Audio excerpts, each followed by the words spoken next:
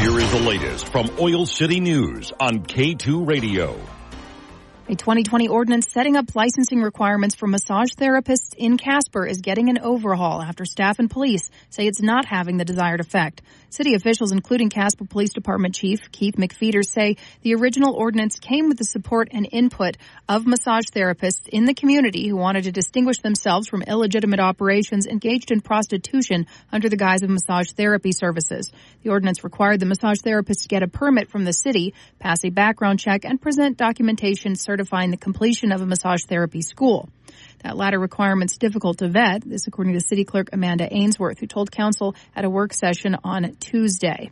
A lot of these schools are closed, said Ainsworth, adding that city staff doesn't have the expertise or reliable metrics to establish whether some of these schools were legitimate or even existed at all. McFeeters told the Council that illegitimate operations had been able to get the licenses from the city.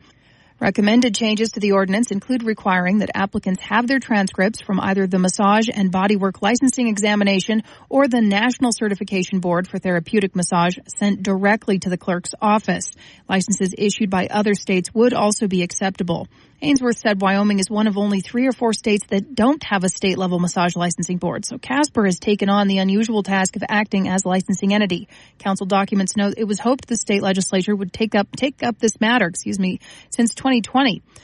Another recommendation for an updated ordinance is to change the license renewal period from 2 years to 1.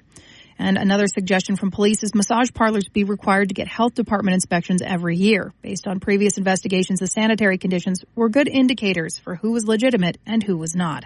The memo added that other counties in Wyoming require the same of their massage therapy businesses. Police are also recommending operating hours for licensed massage therapists to be limited to 5 a.m. to 9 p.m.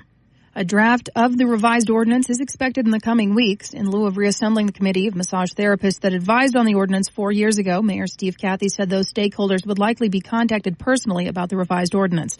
There would be opportunities for the public to weigh in before and during a public comment hearing, and 3 readings of the ordinance should it advance. We will let you know when those dates are. The Mule Deer Foundation has used a $250,000 grant to launch conservation projects to enhance wildlife habitats and connectivity for grassland species across the Great Plains. The grant comes through the Bass Pro Shops and Cabela's Outdoor Fund, allowing the foundation $250,000 to leverage an additional $1.4 million from other partners and internal sources. Per the release, the funding pays for the implementation of dozens of projects on working lands and ranches across the Great Plains states to improve thousands of acres of wildlife habitat. These projects will span eastern Wyoming, South Dakota, Montana, eastern Colorado, North Dakota, western Kansas, Oklahoma, Texas, and New Mexico. These efforts are to benefit mule deer populations and other grassland-dependent species like sage grouse, upland birds, and waterfowl. And finally, the Natrona County High School Theater Department began its final dress rehearsals this week ahead of its performances of the acclaimed play, The Outsiders. Final dress rehearsals kicked off on Monday afternoon. They concluded on Tuesday. Students will perform the dramatic play on 3 nights. That's going to be tonight, November 14th, on Friday and Saturday. All performances will start at 7 p.m. and admission is free. This stage adaptation of The Outsiders is based on a novel by S.E. Hinton. It's set in the 1960s. The story examines youth navigating their way around class and social issues. It looks at themes such as identity and belonging. The play is directed by Ryan Landman. Photographer Dan Cepeda put together a lovely gallery of photos from their rehearsal. You can check those out at k2radio.com. Reporting in Casper, this is Colby Fedor. Be sure to like and follow us on Facebook for all our latest up-to-date coverage.